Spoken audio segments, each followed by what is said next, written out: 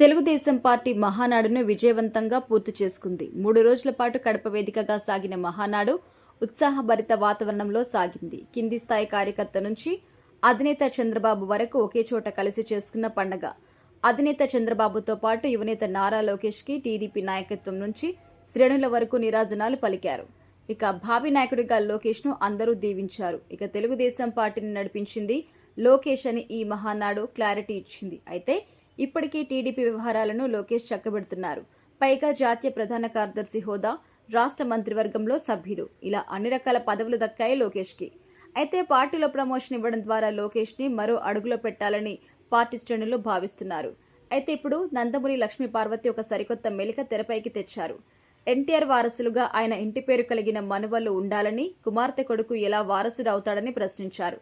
తద్వారా జూనియర్ ఎన్టీఆర్కి పార్టీ పగ్గాలు ఇవ్వాలన్నది ఆమె డిమాండ్.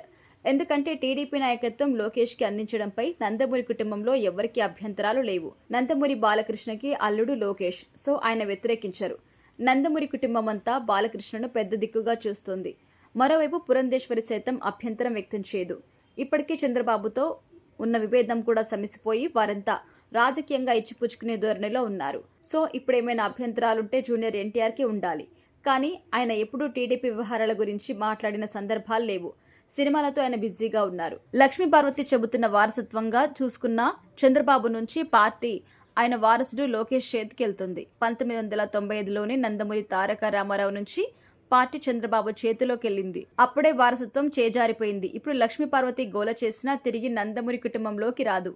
పార్టీ శ్రేణులు కోరుకుంటే వస్తుంది, లేకుంటే ఆమె ఆశించినట్టు జూనియర్ ఎన్టీఆర్ పార్టీలోకి వచ్చి యాక్టివ్గా పనిచేస్తేనే వస్తుంది.